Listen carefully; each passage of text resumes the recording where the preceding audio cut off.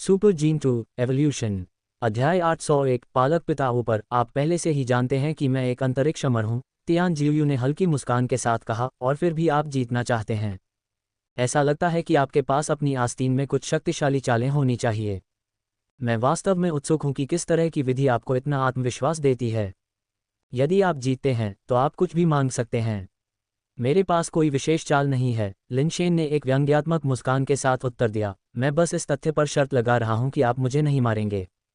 हाँ, आप काफ़ी ईमानदार हैं, तियान जियू ने दिल खोलकर हंसते हुए कहा। जीतने से केवल आपका लाभ होगा, और यदि आप हार जाते हैं तो सबसे बुरा परिणाम सिर्फ मेरा शपथ ग्रहण करने वाला बेटा बनना है। ऐसा लगता है कि आपने अपनी संभावनाओं का सही आकलन किया है। कोई बात नहीं, मेरा आपसे द्वंद्वयुद्ध शुरू से ही अनुचित था। आपको कुछ लाभ होने देना वास्तव में मायने नहीं रखता। ... लेकिन आपके जैसे व्यक्ति के पास भरोसा करने के लिए कुछ होना चाहिए। तुम बिना लक्ष्य के गोली नहीं चलाओगे। बहुत हो गई बात, क्या तुम तैयार हो? मैं अपनी चाल चलने वाला हूँ। बस आगे बढ़ो, लिनशेन ने बर्फीले पहाड़ के ऊपर खड़े होकर कहा। उसने तियान जियू को देखा, न तो लाइफ बेस को बुलाया और न ही किसी हथियार का इस्तेमाल किया, बस तियान जियू को देख रहा था। तुम मेरे आखिरी वार को ऐसे ही झेलने वाले हो? तियान जियू ने संदेह से पूछा। हाँ, लिनशेन ने सिर हिलाया। तियान जियू को कुछ एहसास हुआ और वह जोर से हंस पड़ा, अपने हाथों से ताली बजाते हुए। तुम्हारे पास वाकई एक बेहतरीन दिल है। तुम्हें पता है कि मैं तुम्हें नहीं मारूंगा। तुम हथियार या लाइफ बेस या कारपेस गार्ड का इस्तेमाल नहीं करते। अगर मैं तुम्हें मारना नहीं चाहता तो मुझे स्वाभाविक रूप से अपनी ताकत पर नियंत्रण रखना होगा। इस तरह मेरे हमले की ताकत कमजोर होगी, और तुम्हारे छिपे हुए तरीकों से शायद तुम इस परीक्षा को पास कर सको। वाकई बहुत चतुराई भरी योजना। मैं तुमसे और भी अधिक प्रभावित हो रहा हूँ। लिनशेन के पास वाकई कुछ तरकीबें थीं, लेकिन मुख्य रूप से वह अपनी शारीरिक दृढ़ता पर सबसे अधिक निर्भर था। अगर उसका शरीर प्रहार को झेल नहीं सकता तो उन दूसरी चीज़ों का इस्तेमाल करने से कोई फायदा नहीं होगा। लिनशेन ने कहा, चीज़ों को देखना लेकिन उन्हें उजागर न करना ही सभ्य काम है। ठीक है, फिर जो तुम चाहो करो, तियान जियू ने कहा। अब वह ये देखने के लिए और भी उत्सुक था कि लिनशेन के पास क्या है। वह लिनशेन की सोच से अच्छी तरह वाकिफ था, फिर भी उसे थोड़ा नुकसान सहने में कोई आपत्ति नहीं थी। तियान जियू ने धीरे से अपना हाथ उठाया और कहा, अगर तुम मेरी इस हथेली के प्रहार को रोक सकते हो तो तुम्हें मेरे शपथबद्ध पिता के रूप में स्वीकार करने में क्या बुराई है। बोलने के बाद तियान जियू ने अपनी हथेली से प्रहार किया। ये प्रहार न तो पिछले विजयी युद्ध रणनीति की तरह राजसी था और न ही आकाश को घेरता था। ये सिर्फ एक हल्की, कोमल हथेली थी जिस पर प्रकाश का कोई निशान नहीं था। लिनशेन ने तियान जियू को लापरवाही से हथेली मारते हुए देखा। ये तेज नहीं था, लेकिन उसे लगा जैसे उसका शरीर बिल्कुल भी हिल नहीं सकता और वह असहाय होकर तियान जियू की हथेली को अपने कंधे और हाथ पर गिरते हुए देख सकता था। तियान जियू लिनशेन को मार नहीं सकता था, लेकिन वह लिनशेन को इस प्रहार को रोकने भी नहीं दे सकता था। परिणामस्वरूप उसने स्पेस लॉ से विस्थापन कानून का इस्तेमाल किया। ये हथेली का प्रहार स्पेस को विस्थापित कर सकता था, जिससे लिनशेन का हाथ सीधे उसके शरीर से दूर चला जाता था, उसे अलग कर देता था। इससे लिनशेन को बिना नुकसान पहुंचाए शर्त हारने का मौका मिल गया। लिनशेन द्वारा हार स्वीकार करने के बाद तियान जियू स्पेस को बहाल कर सकता था, बिना एक भी निशान छोड़े हाथ को लिनशेन के शरीर से फिर से जोड़ सकता था। ये वास्तव में एक रहस्यमय और अप्रत्याशित क्षमता है। लिनशेन के पास रणनीतियां थीं, ये जानते हुए भी तियान जियू को अभी भी विश्वास नहीं था कि लिनशेन एक निर्वाण प्राणी के रूप में उसके अमर नियमों को तोड़ सकता है। ये वास्तविक अमर नियम थे, और साधारण अमर उसकी स्थानिक विस्थापन की शक्ति का सामना नहीं कर सकते थे। धमाका! लिनशेन के कंधे पर चोट लगी, उसका शरीर उल्का की तरह उड़ गया, उसके पीछे एक बर्फ से ढके पहाड़ से टकराया, चोटी को तोड़ दिया और उसे नीचे दफना दिया। हालांकि ये परिणाम देखकर तियान जियू क्षण भर के लिए स्तब्ध रह गया, उसकी अभिव्यक्ति अजीब हो गई। उसने जिस स्थानिक विस्थापन तकनीक का इस्तेमाल किया था वह केवल स्थान को विस्थापित करने के लिए थी, और इससे केवल लिनशेन का हाथ उसके शरीर से अलग होना चाहिए था, इससे लिनशेन को दूर नहीं फेंकना चाहिए था। इस परिणाम ने स्पष्ट रूप से तियान जियू को आश्चर्यचकित कर दिया। वह नीचे की ओर उड़ता हुआ ढही हुई बर्फीली चोटी के ऊपर पहुंचा, और उसने तूफानी बर्फ की लहरों और फिसलते ग्लेशियरों को देखा। बर्फ ने नीचे की घाटी को दफन कर दिया था, और लिनशेन कहीं दिखाई नहीं दे रहा था। तियान जियू के एक विचार से नीचे ग्लेशियर और बर्फ के ढेर टुकड़े टुकड़े करके अलग होने लगे, जैसे कि उन्होंने गुरुत्वाकर्षण खो दिया हो और इसके बजाय किसी अदृश्य शक्ति द्वारा उछाले जाने पर ऊपर की ओर तैरने लगे हों। बर्फ और चट्टानों के विशाल खंड आकाश की ओर ऊपर उठे, और जल्द ही लिनशेन, जो नीचे दबा हुआ था, दिखाई देने लगा। लिनशेन की उपस्थिति को देखने के बाद तियान जियू सदमे में रुक गया। लिनशेन बर्फ के एक बड़े ब्लॉक पर खड़ा था, उसके साथ ऊपर उठ रहा था। उसका युद्ध सूट कंधे पर टूट गया था, जिससे उसकी गोरी त्वचा दिखाई दे रही थी। उसके कंधे पर एक चमकदार लाल हाथ का निशान था। फिर भी तियान जियूयू ने जो संदेह किया था उसके विपरीत, उसका हाथ उसके शरीर से अलग नहीं हुआ था, बल्कि अभी भी चीक से जुड़ा हुआ था। दया दिखाने के लिए धन्यवाद। क्या हम इसे बराबरी का खेल कहें? चलो शर्त भूल जाते हैं और अपने अपने रास्ते चलते हैं, लिनशेन ने अपने कंधे पर लाल हाथ के निशान को रगड़ते हुए कहा। तियान जियूयू ने लिनशेन की ओर देखा, उसका चेहरा पीला और लाल रंग के बीच बदल रहा था, फिर भी वह चुप रहा। वह अभी तक समझ नहीं पाया था कि लिनशेन के मांस और खून ने उसकी अंतरिक्ष विस्थापन तकनीक का सामना कैसे किया। उसने लिनशेन को किसी विशेष तकनीक का उपयोग करते नहीं देखा था, और वास्तव में क्षेत्र का स्थान विस्थापित हो गया था। सैद्धांतिक रूप से लिनशेन की भुजा को अंतरिक्ष के साथ विस्थापित होना चाहिए था और उसके शरीर से अलग हो जाना चाहिए था। लेकिन लिनशेन को केवल फेंक दिया गया था, उसकी भुजा विस्थापन से बच गई थी, अंतरिक्ष के साथ नहीं हिल रही थी। हालांकि उसने इसमें बहुत अधिक बल नहीं लगाया था, केवल अंतरिक्ष कानून की शक्ति का थोड़ा सा। एक निर्वाण प्राणी का शरीर ऐसे बल से कैसे मुक्त हो सकता है? यहाँ तक कि अमर स्तर का तियान शांगजियांग भी कानून शक्ति के बंधन से मुक्त होने के लिए केवल एक हाथ पीछे छोड़कर ही बच सकता था। लिनशेन को बेचैनी महसूस हुई जब उसने तियान जियू के चेहरे को अप्रत्याशित रूप से बदलते देखा और उसकी चुप्पी सुनी। उसे नहीं पता था कि वह क्या सोच रहा था। अगर तियान जियू उसके खिलाफ जाने की हद तक क्रोधित हो जाता तो लिनशेन को विश्वास नहीं होता कि वह अपनी जान बचाकर भाग सकता है। अमर कानूनों की असली ताकत बहुत मजबूत थी। लिनशेन तियान जियू की कानून शक्ति को तोड़ने में कामयाब नहीं हुआ था, जैसा कि उसने मिनोटोर के साथ किया था। वह मुश्किल से बच पाया था। ऐसा इसलिए था क्योंकि तियान जियू ने ज़्यादा बल नहीं लगाया था। अगर तियान जियू ने अपनी पूरी ताकत लगाई होती तो बहुत संभावना थी कि लिनशेन को अपना हाथ गंवाना पड़ता। फिर भी तियान जियू ने उसके कंधे पर जो वार किया, उससे उसकी हड्डियां लगभग टूट गईं। ऐसा लगता है कि मेरा शरीर अभी भी शीर्ष स्तरीय अमरों के हमलों का सामना नहीं कर सकता है, लिनशेन ने अफसोस के साथ सोचा। लिनशेन को शायद ही पता था कि उसकी शारीरिक शक्ति ने एक सच्चे अमर तियान जियू को भी पूरी तरह से चकित कर दिया था। ये कि एक निर्वाण प्राणी का शरीर उसकी अंतरिक्ष कानून शक्ति से बच सकता है, तियान जियू के लिए अविश्वसनीय था, और लिनशेन की ओर उसकी निगाहें और भी तीव्र हो गईं। जैसे ही लिनशेन चिंता में डूबा हुआ था, उसने अचानक तियान जियू को हिलते हुए देखा, जिसने उसे चौंका दिया और अनजाने में उसे पीछे हटना पड़ा। सम्मानित पालक पिता, कृपया तियान जियू से यह प्रणाम स्वीकार करें। तियान जियू ने अचानक झुककर प्रणाम किया, जिससे लिनशेन वहीं पर स्तब्ध रह गया।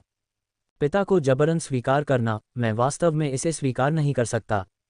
हम पहले ही सहमत हो चुके थे कि मुझे आपका दत्तक पुत्र बनने की आवश्यकता नहीं है, बस मुझे जाने देना ही काफी था, लिनशेन ने जल्दी से टाल दिया। तियान जियू के धनुष को स्वीकार करने से इनकार कर दिया। यह एक ऐसा व्यक्ति था जिसने एक बार स्वर्गीय सम्राट के पद के लिए सम्राट तियानशु के साथ प्रतिस्पर्धा की थी। भले ही उसे निर्वासित कर दिया गया था, लेकिन उसकी क्षमताएं अभी भी ब्रह्मांडीय सेटिंग में उच्चतम स्तर की थीं। वास्तव में कोई ऐसा व्यक्ति नहीं था जिसे उकसाया जा सके। इसके अलावा तियान जियू, जो सम्राट तियानशु के समान पीढ़ी का था, उसका दत्तक पुत्र बन गया। वह भविष्य में सम्राट तियानशु का सामना कैसे कर सकता था? एन ओमाइक्रॉन जीओ से ओमाइक्रॉन नहीं, शर्त तो शर्त ही होती है। ... मैं तियान जियू अपने अटल वचन की कसम खाता हूँ। हारने के बाद मुझे इसे स्वीकार करना होगा। अब से आप तियान जियू के दत्तक पिता हैं और स्वर्ग भी इस तथ्य को नहीं बदल सकता है। तियान जियू ने लिनशेन के सामने सिर झुकाया, जिससे लिनशेन के पास मना करने का कोई मौका नहीं बचा। अब जब रस्में पूरी हो गई हैं, तो इस पल से आप तियान जियू के दत्तक पिता हैं। तियान जियू ने बिना किसी शर्म के लिनशेन को देखकर मुस्कुराते हुए खड़े हो गए, यहाँ तक कि इस पर काफी गर्व भी दिखा। ये वास्तव में आवश्यक नहीं था। लिनशेन एक पल के लिए शब्दों के अभाव में थे, उनका दिमाग घटनाओं के ऐसे मोड़ की कल्पना करने में असमर्थ था। एक सच्चे आदमी का शब्द तिपाई जितना भारी होता है। आपने ये कहा है और आपको इसका पालन करना चाहिए। अब से आप, लिनशेन, मेरे तियान जियू के दत्तक पिता हैं, तियान जियू ने गंभीरता से घोषणा की। क्या मैं अब जा सकता हूँ? लिनशेन ने पूछा। निश्चित रूप से आप मेरे दत्तक पिता हैं, बेशक आपके शब्द का सबसे ज्यादा महत्व है। आप जो करना चाहते हैं आप करें। आप जिस जगह जाना चाहते हैं आप जाएं। ऐसा कोई सिद्धांत नहीं है जहां एक दत्तक पुत्र दत्तक पिता को निर्देश देता है, तियान जियू ने कहा, सही मायने में भूमिका निभाते हुए। उसे बार बार दत्तक पिता कहकर पुकारा, जिससे लिनशेन को थोड़ी घबराहट महसूस हुई। 1000 साल से ज्यादा उम्र का एक दिव्य प्राणी 20 साल के किसी व्यक्ति को अपना दत्तक पिता कहकर पुकारना और बार बार ऐसा करना लिनशेन को घबराहट में डालने के लिए काफी था। तो मैं जा रहा हूँ। लिनशेन ने फैसला किया कि इस जगह को जल्दी से जल्दी छोड़ देना ही सबसे अच्छा है। तियान जियू से जितना दूर रहूं उतना ही अच्छा है। यह आदमी बस एक पागल था। अपना ख्याल रखना, दत्तक पिता। भविष्य में जीयूयू समूह आपको हमारे नेता के रूप में देखेगा। एक बार जब मैं वापस आऊंगा तो मैं इस खुशी की खबर को पूरे ब्रह्मांडीय जगत को सुनाऊंगा। जीयूयू ग्रुप का नया बॉस आप होंगे, दत्तक पिता, तियान जीयूयू ने शांति से कहा। लिन शेन सदमे में अपने ही खून से लगभग घुट गया। उसे उम्मीद नहीं थी कि तियान जीयूयू वास्तव में यहाँ उसका इंतजार कर रहा होगा। अगर तियान जीयूयू ने वाकई सारी शर्म को किनारे कर दिया और उसे अपना दत्तक पिता मानने पर जोर दिया और इस खबर को पूरे ब्रह्मांडीय दुनिया में फैला दिया, तो सेलेस्टियल रेस क्या सोचेगी और सम्राट तियानशु क्या सोचेंगे? लिन शेन सेलेस्टियल रेस का सबसे बड़ा विद्रोही नेता बन जाएगा। अगर उसने इसे इस तरह से समझाने की कोशिश की तो क्या सम्राट तियानशु उस पर विश्वास करेगा? अगर सम्राट तियानशु ने उस पर विश्वास भी कर लिया तो क्या सेलेस्टियल कोर्ट के वे बूढ़े लोग उस पर विश्वास कर सकते थे? और अगर सेलेस्टियल कोर्ट के बुजुर्ग भी उस पर विश्वास कर लेते तो लिन शेन को मिटाने की उनकी उत्सुकता को देखते हुए क्या वे उसे पूरी तरह से नष्ट करने के बहाने के रूप में इसका इस्तेमाल करने के अवसर पर नहीं कूद पड़ते? अगर लिन शेन सच में इस उपाधि के साथ दिव्य जाति में वापस लौट आए तो वह अपने पतन का लगभग पूर्वानुमान लगा सकता था। तियान जीयूयू, मेरे स्वामी, आप मेरे जैसे तुच्छ व्यक्ति को क्यों परेशान कर रहे हैं? इस पर अपनी प्रतिष्ठा बर्बाद करना वास्तव में इसके लायक नहीं है, लिन शेन ने अपने चेहरे पर पीड़ा भरे भाव के साथ कहा। तियान जीयूयू मुस्कुराया, मैंने तुम्हें अपना उत्तराधिकारी बनाने का फैसला किया है। चूंकि तुम मेरे दत्तक पुत्र नहीं हो सकते तो चलो तुम मेरे दत्तक पिता बन जाओ। एक दत्तक पिता के लिए अपने दत्तक पुत्र की विरासत और पदवी को प्राप्त करना ही उचित है। अब से आप जीयूयू समूह के प्रमुख होंगे। क्या आपको लगता है कि यदि आप ऐसा कहते हैं तो दिव्य जाति इस पर विश्वास करेगी? एक निर्वाण प्राणी आपके दत्तक पिता के रूप में, वे कभी भी ऐसी बेतुकी बात पर विश्वास नहीं करेंगे, लिन शेन ने दांत पीसते हुए कहा। वे इस पर विश्वास करें या न करें यह उनकी समस्या है, मैं इस पर विश्वास करता हूं और यही पर्याप्त है, तियान जीयूयू ने मुस्कुराते हुए कहा। आप वास्तव में क्या चाहते हैं? लिन शेन बर्फ में असहाय होकर बैठे रहे, तियान जीयूयू को देखते हुए और निराशा में पूछते हुए। मेरे साथ जीयूयू समूह में वापस आओ और मेरी विरासत को प्राप्त करो, तियान जीयूयू ने कहा। असंभव, मैं विलासिता में पला बड़ा हूं और मैं छिपने और पीड़ा का जीवन नहीं सह सकता, लिन शेन ने तुरंत मना कर दिया। जीयूयू समूह 100 से ज्यादा रहने योग्य ग्रहों पर प्रमुख व्यवसायों का मालिक है और प्रभावी रूप से नियंत्रण में है। हमने अन्य जातियों और कुलों के सहयोग से 200 से ज्यादा बेस म्यूटेशन रिसोर्स ग्रह भी विकसित किए हैं। मेरे जीयूयू समूह के प्रमुख के रूप में आप अनंत धन और सम्मान का आनंद लेंगे। आपको छिपने की क्या जरूरत है? अगर आप चुपचाप रहने के आदी नहीं हो सकते तो कोई बात नहीं, मैं आपको दीमन जनजाति या सर्वोच्च कबीले के साथ रहने के लिए भेज सकता हूं। यहां तक कि स्वर्गीय जाति भी आपको छू नहीं पाएगी, तियान जीयूयू ने तर्क दिया। आप मुझ में वास्तव में क्या देखते हैं? क्या अब मेरे बदलने में बहुत देर हो चुकी है? लिन शेन ने आह भरी। सम्राट तियानशु आपको अपने प्रति इतना वफादार बनाने के लिए क्या लाभ दे सकते हैं? जो कुछ भी वह आपको दे सकता है मैं आपको दे सकता हूं, और जो वह नहीं दे सकता वह भी मैं दे सकता हूं। भविष्य में तुम मेरे साथ अमर कानूनों का अध्ययन करोगे। मृत्यु के परीक्षणों में मेरी मृत्यु के बाद तुम अंतरिक्ष कानून के राजा बन जाओगे। ये सब कहने के बाद क्या ये पुराने चोर तियानशु के साथ एक कुत्ते की तरह रहने से बेहतर नहीं है? तियान जीयूयू कुछ हद तक क्रोधित हो रहा था। हालांकि लिन शेन एक आशावादी व्यक्ति था, लेकिन वह आकाश से पाई गिरने में विश्वास नहीं करता था। उसका तियान जीयूयू से कोई संबंध नहीं था, जो वास्तव में उसका बेटा नहीं था, तो तियान जीयूयू उसके साथ इतना अच्छा क्यों होगा? भले ही स्थिति उलट हो और लिन शेन तियान जीयूयू का जैविक पुत्र हो, लिन शेन को विश्वास नहीं होगा कि तियान जीयूयू उसे इतनी बड़ी पाई खिलाएगा। इसके अलावा लिन शेन की ताकत अपने आप में पर्याप्त थी। उसने अभी बहुत कम समय के लिए अभ्यास किया था। पर्याप्त समय दिया जाए तो उसकी भविष्य की उपलब्धियां तियान जीयूयू से कम नहीं होंगी। तियान जीयूयू की अंतरात्मा पर दांव लगाते हुए सेलेस्टियल रेस के साथ दुश्मनी करने और तियानजुन और अन्य लोगों को खतरे में डालने का जोखिम क्यों उठाया जाए? अगर तुम मुझे मारना चाहते हो तो मुझे मार दो। जो कहना है कहो, लेकिन मैं जीयूयू समूह में नहीं जा रहा हूं। लिन शेन ने एक गहरी सांस ली और जाने के लिए मुड़ गया। अगर तियान जीयूयू को वाकई कोई शर्म नहीं है और वह इस मामले के बारे में बात करता है तो लिन शेन इसे स्वीकार कर लेगा। वापस लौटने के बाद वह तुरंत सम्राट तियानशु को स्थिति समझाएगा। सम्राट तियानशु की चालाकी और चरित्र को देखते हुए वह शायद अभी भी उसे समायोजित करेगा। दत्तक पिता, आप निर्णय लेने से पहले एक बार देख क्यों नहीं लेते? मैं आपको पहले एक जगह ले चलता हूं, तियान जीयूयू ने बिना किसी और बात के अंतरिक्ष कानून का आह्वान करते हुए कहा। लिन शेन ने तुरंत अपने आसपास के स्थान को मुड़ता हुआ महसूस किया और जब उसकी दृष्टि वापस लौटी तो उसने खुद को एक बर्फीली घाटी में पाया। इस घाटी में लकड़ी की कई झोपड़ियां थीं, लेकिन वह मुख्य आकर्षण नहीं थी। ध्यान घाटी की गहराई पर था, जहां एक विशाल कमल का फूल उगता था। बर्फ में जड़े हुए कमल के पत्ते जैद जैसे आकार के थे, उनके बीच में केवल एक फूल था, शुद्ध सफ़ेद और क्रिस्टलीय, पारदर्शी पंखुड़ियों के साथ ठंडी हवा की कोमल लहरें निकल रही थीं। कमल का फूल एक कमरे जितना बड़ा था, और फूलों के बीच 7 या 8 लोग भी शायद भीड़ महसूस नहीं करेंगे। ये बर्फ का कमल है। इसकी पत्तियां 100 मिलियन साल तक जीवित रहती हैं, और यह एक और 100 मिलियन साल तक खिलता है। एक बार फूल गिरने के बाद बीज पैदा करने में 1 और 100 मिलियन साल लगते हैं, और उन बीजों को परिपक्व होने में 1 और 100 मिलियन साल लगते हैं। बर्फ के कमल के बीज पैदा होने में 400 मिलियन साल लगते हैं। बर्फ के कमल के बीजों में बर्फ का नियम होता है, एक खाने से बर्फ का नियम प्राप्त हो सकता है। हालांकि यह सच्चा अमर नियम नहीं है, यह अतीत का एक शीर्ष स्तरीय नियम है। तियान जियू ने बर्फ के कमल के पास जाकर कहा, मेरी पत्नी ने एक बार यहाँ खेती की थी। हालांकि वह कभी भी आइस लोट्स के बीजों को खाने में सफल नहीं हुई, लेकिन आइस लोट्स द्वारा उत्सर्जित कानून शक्ति को अवशोषित करना उसके लिए बहुत फायदेमंद था। आप यहाँ कुछ समय के लिए खेती कर सकते हैं, इससे आपको भी मदद मिलनी चाहिए। लकड़ी की झोपड़ी में मेरी पत्नी के कुछ लेख हैं। जब आपके पास खाली समय हो तो आपको उन्हें पढ़ने लायक लग सकता है, और शायद आपको अप्रत्याशित लाभ मिल जाए। अमर आइस लोट्स लिनशेन ने केबिन की दिशा में नजर डाली, कुछ कहना चाहता था, लेकिन जब वह तियानजियू को देखने के लिए पीछे मुड़ा तो उसने पाया कि तियानजियू की आकृति पहले ही गायब हो चुकी थी। आइस नाइट में अस्टार में अक्सर अमर जीव आते जाते रहते हैं, आपके लिए स्नो वैली को छोड़ना बेहतर नहीं होगा।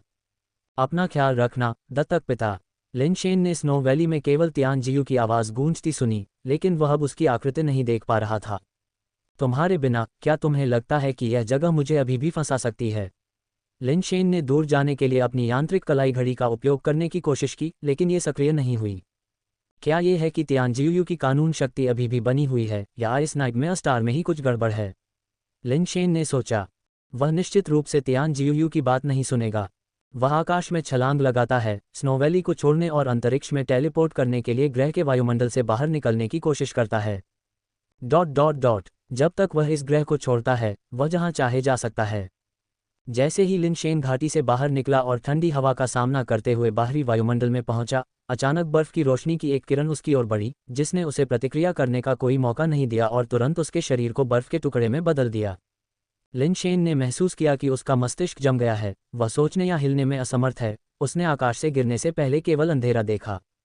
जैसे जैसे उसकी चेतना धीरे धीरे वापस लौटी, लिनशेन ने महसूस किया कि अमरता शास्त्र स्वचालित रूप से काम कर रहा था। उसका शरीर अभी भी बहुत ठंडा था, मानो वह बर्फ के पानी में भीगा हो। ठंड उसकी हड्डियों में घुस रही थी, उसे अंदर तक जमा रही थी। हिलने की कोशिश करते हुए उसने पाया कि उसका शरीर पूरी तरह से स्थिर है। अपनी आंखें खोलने पर उसने पाया कि वह बर्फ के एक टुकड़े में जम गया था और थोड़ी सी भी हरकत करने में असमर्थ था।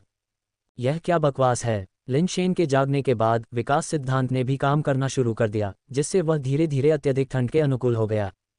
सौभाग्य से लिनशेन ने पहले ही कम तापमान के लिए एक अच्छा प्रतिरोध विकसित कर लिया था, लेकिन ठंड अभी भी असहनीय थी, जिससे पता चलता था कि बर्फ का टुकड़ा वास्तव में कितना ठंडा था। मिनट दर मिनट समय बीतता गया और लिनशेन को नहीं पता था कि कितना समय बीत गया था, लेकिन उसे लगा कि कम से कम 10 से 20 घंटे बीत गए हैं, इससे पहले कि उसके शरीर में धीरे धीरे कुछ ताकत वापस आनी शुरू हो। लिनशेन ने ताकत के साथ विस्फोट किया, अपने ऊपर लगी बर्फ को तोड़ने की कोशिश की, लेकिन पाया कि उसकी ताकत बर्फ को तोड़ने के लिए अपर्याप्त है। क्या हो रहा है? क्या ये बर्फ का टुकड़ा वास्तव में अमर कानूनों की शक्ति का प्रतीक हो सकता है? अन्यथा मेरी शारीरिक क्षमताओं के साथ मुझे सबसे कठिन अमर पदार्थों को भी तोड़ने में सक्षम होना चाहिए। मैं इस बर्फ को कैसे नहीं तोड़ सकता? हैरान, लिनशेन केवल धैर्यपूर्वक विकास सिद्धांत का संचालन जारी रख सकता था। सौभाग्य से उसके पास विकास सिद्धांत और अमरता शास्त्र दोनों थे, जिससे ये सुनिश्चित हो गया कि ऐसी परिस्थितियों में उसका जीवित रहना कोई समस्या नहीं थी, लेकिन बर्फ से बच निकलना उसके लिए आसान नहीं था। समय अनजाने में बीत गया और अंततः लिनशेन के भीतर की ठंड धीरे धीरे खत्म हो गई और उसकी इंद्रियां बहुत तेज हो गईं। उसने धीरे धीरे बर्फ के ब्लॉक से निकलने वाली अजीब शक्ति को महसूस किया, कानूनों की शक्ति का एक स्पष्ट प्रदर्शन। चाहे वह कितना भी शक्तिशाली क्यों न हो या उसके शरीर से कितनी भी गर्मी निकलती हो, वह अपने ऊपर लगी बर्फ को एक कण भी नहीं पिघला सकता था। बर्फ श्रृंखला के कानूनों की शक्ति सबसे मजबूत तो बिल्कुल शून्य होनी चाहिए, है न? ये सभी गतिविधियों को रोक सकता है, ऊर्जा के आदान प्रदान को रोक सकता है। यही कारण है कि बर्फ का ब्लॉक पिघल नहीं सकता, चाहे कुछ भी हो, लिनशेन ने अपने मन में अनुमान लगाया। अगर यह वास्तव में वैसा ही था जैसा उसने सोचा था, तो उसे डर था कि वह जीवन भर बर्फ के ब्लॉक में फंस सकता है, कभी भी बाहर नहीं निकल सकता। ये किसकी कानूनी शक्ति है? स्नो वैली के बाहर एक अमर प्राणी। या स्नो वैली के भीतर वह आइस लॉर्ड्स। लिन शेन के पास अच्छे विकल्प नहीं थे और वह केवल ये सोचने के लिए शांत हो सकता था कि वह कैसे बच सकता है। भले ही इवोल्यूशन थ्योरी ने उसके शरीर को ठंड के अनुकूल होने में सक्षम बनाया हो, लेकिन एब्सोल्यूट जीरो द्वारा बनाई गई बर्फ को तोड़ना कुछ ऐसा नहीं था जिसे इवोल्यूशन थ्योरी अभी हासिल कर सकती थी। क्या कोई फायर सीप क्षमता है जो वर्तमान स्थिति से निपट सकती है? लिन शेन ने गहराई से सोचा, लेकिन ऐसा लग रहा था कि केवल आग से लड़ने वाली फायर सीप क्षमता ही कुछ प्रभाव डाल सकती है। लेकिन अब लिन शेन हिल भी नहीं सकता था, इसलिए वह बर्फीली शक्ति का मुकाबला करने के लिए कुछ कहां से ला सकता था।